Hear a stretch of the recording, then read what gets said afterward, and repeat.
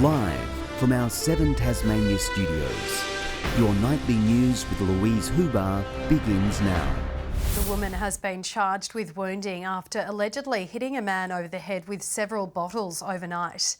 The incident occurred at Wynyard, while police say there is no threat to the public. Talia Jordan has more.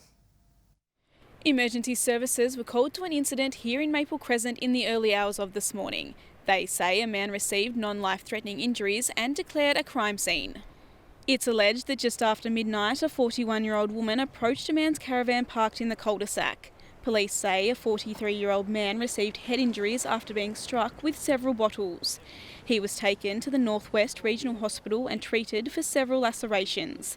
The woman was arrested at her home shortly after the incident and remained in custody overnight. She has since been charged with 1 count of wounding and was bailed to appear in the Burnie Magistrates Court on September 20. Police say it's an isolated incident with the man and woman known to each other, and there is no threat to the wider community.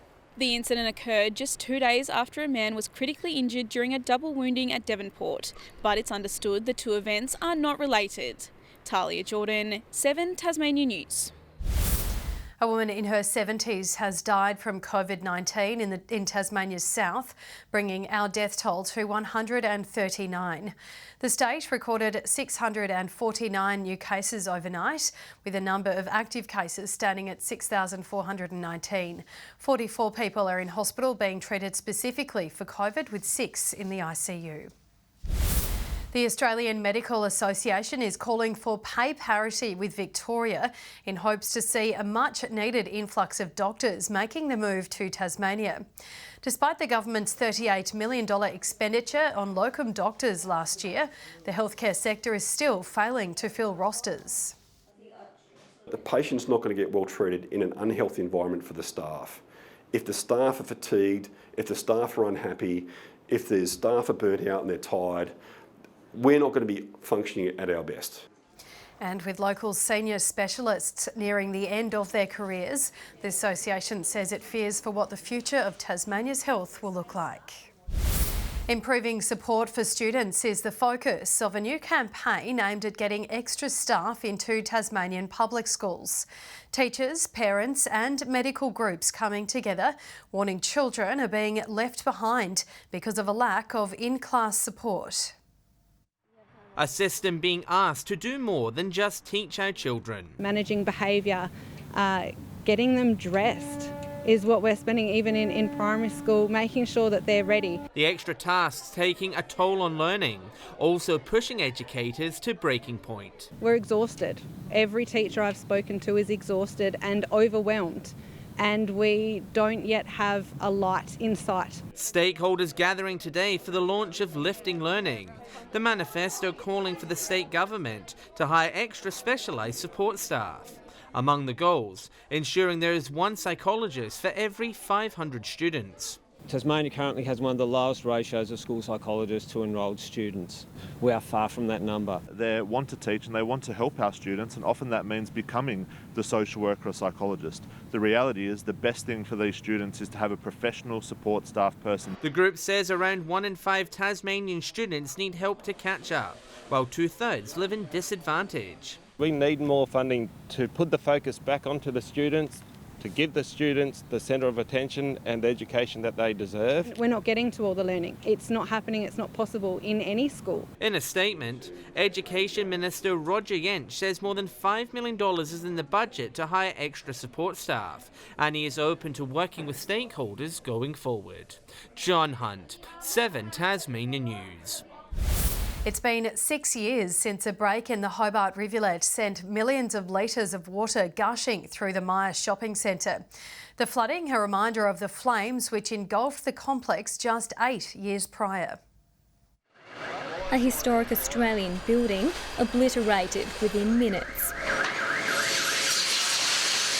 Firefighters met with dramatic scenes, putting their lives at risk to tackle the 2007 inferno in the middle of Hobart's CBD. Spectators watching on in horror as the flames took hold. The smoke twisting like a tornado and a glow at the bottom of it and flames coming up higher than the car park. The surviving remnants of this once bustling building torn down. The damage bill exceeding $55 million. The new complex was rebuilt 8 years later in 2015, but it hadn't even been open a year when tragedy struck again, this time from flooding. 700 million litres of water inundating the Maya Shopping Centre and Cat and Fiddle Arcade as the northern wall of Hobart's rivulet gave way. Former Lord Mayor Sue Hickey remembers the phone call she received early that morning. It took a few minutes to register because Maya had only just reopened. A wall and a roof basically has collapsed. A miracle, no lives were claimed. If this had happened, even 4 or 5 hours later in that morning, then we could have had people killed. 2 excavators drowning in the murky depths, but it was women's fashion stores which saw the worst of the damage. The saga of devastation deterring customers from returning. There was also a little bit of problem around some of the collapsed parts of the building, whether or not they had asbestos in them. People want to do their bit. The best thing they can do is come back into our city and start shopping. The flood saw a legal battle erupt against Hutchinson Buildings and Gandy and Roberts as store owners took to the Supreme Court claiming more than $15 million in compensation. The trial still yet to reach a conclusion. Brianna Boylan, 7 Tasmania News. Politicians, bureaucrats and business leaders have flown out of Hobart in a bid to pitch Tasmania to our closest neighbour, New Zealand. As the state government promotes the state, it's also facing pressure to make a decision on whether Parliament will resume as scheduled. Ready to say kia ora to the Kiwis. With travel bans now a thing of the past, Tasmania is looking to fly high on the world stage. The opportunities are endless, and over the next 5 days, no stone will be left unturned. Our gaze has so often been to the north of Tasmania. Now we're looking also to New Zealand, which is a great opportunity for us. More than 40 businesses and government officials today travelling to the land of the long white cloud.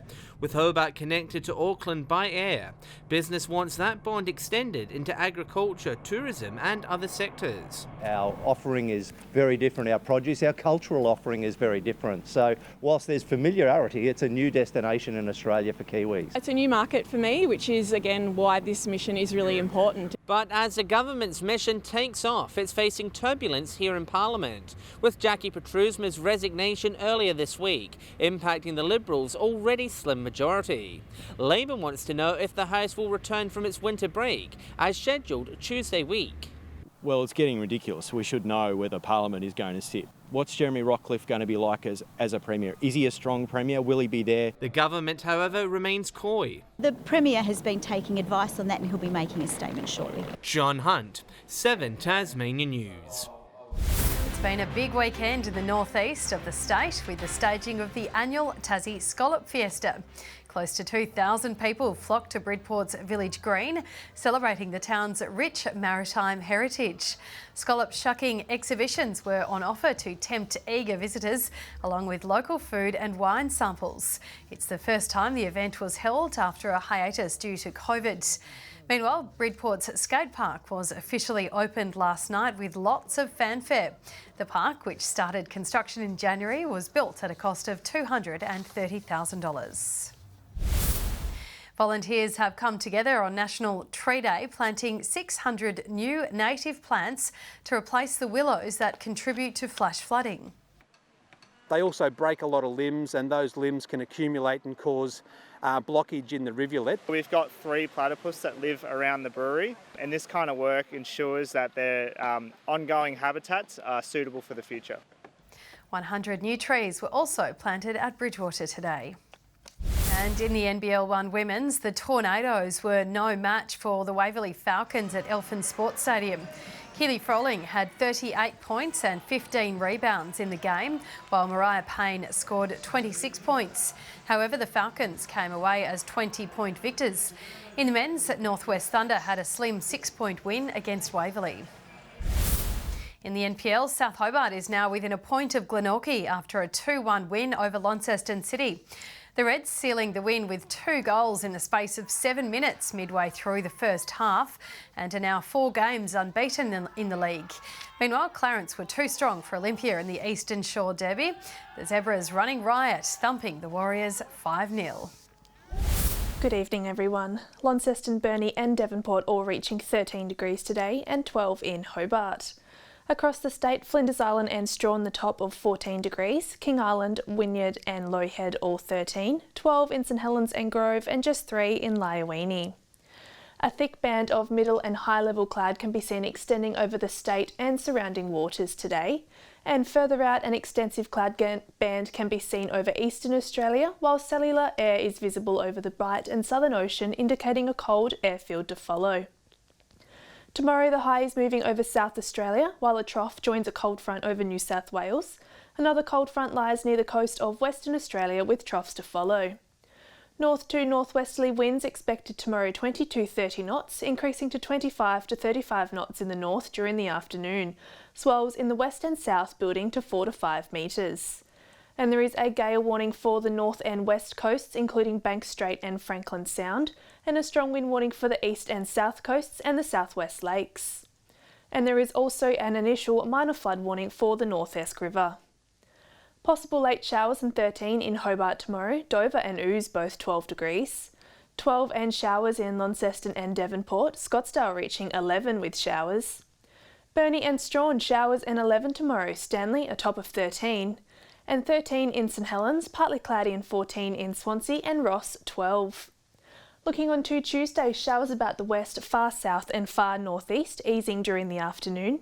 Rain on Wednesday, more frequent in the northwest and northeast. And on Thursday, showers about the north and west, possible thunderstorms in the far northeast. Showers in Perth and Adelaide tomorrow, 16 in Melbourne, Canberra 13, possible showers in Sydney and Cairns and 32 in Darwin and Broome. And cloudy and 12 degrees in Hobart at the moment, Launceston cloudy and 11 and rain and 12 in Devonport. And Lou, another cool night and some more rain this week.